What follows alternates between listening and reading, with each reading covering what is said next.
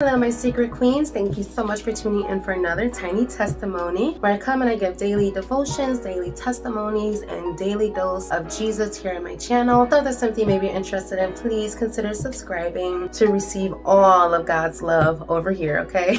So today's devotional is out of one of my favorites. I've been literally reading this over and over and over for years, and the material still hits the same way. I just wanted to read what today's date was all about, and it's called Living Independence on Me. Living independence on me is a glorious adventure. Most people scurry around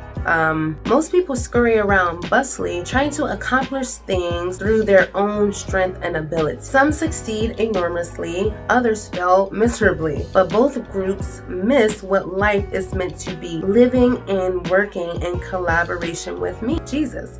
When you depend on me continually, your whole perspective changes. You see miracles happening all around, while others see only natural occurrences and coincidences. I love that. You begin each day with joyful expectation, watching to see what I will do. You accept weakness as a gift from me, knowing that my power plugs in most readily to concentrate weakness. You keep your plans tentative, knowing that my plans are far more superior. Amen. You consciously live, move, and have your being in me, desiring that I live in you. I in you and you in me. This is intimate adventure I offer. And all those references, all of those scriptures can be found in 2 Corinthians 12, 9 through 10, Acts 17, 28, Colossians 2, 6 through 7, and in John 14, 20. All about our dependence on Him, all about what our dependence on Him can lead to, and in a good way. Like it said,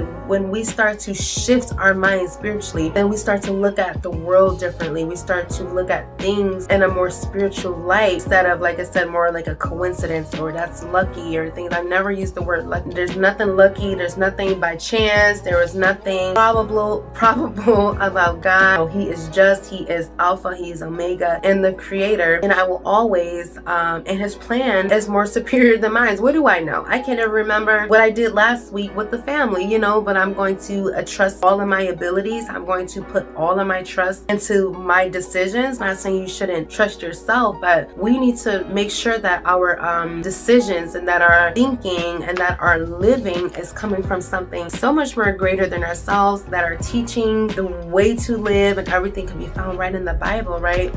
And that needs to be our life reference, right? So when we're living independence on God, like He said, it's an adventure. It's a lifestyle. Like, it is a way of living. And we need to start embracing that. So, all right, I'm interrupted. Say hi, Nana. Hi. So we say, I love you, God. I love you, God. Love you. So I'm going to go ahead and cut this short. Don't forget to live in dependence on the Lord, and everything will be bestowed unto you. That is His promise to us, okay? So I love you guys so much. Thanks for tuning in for this tiny testimony, and I'll see you in the next one. Stay peaceful,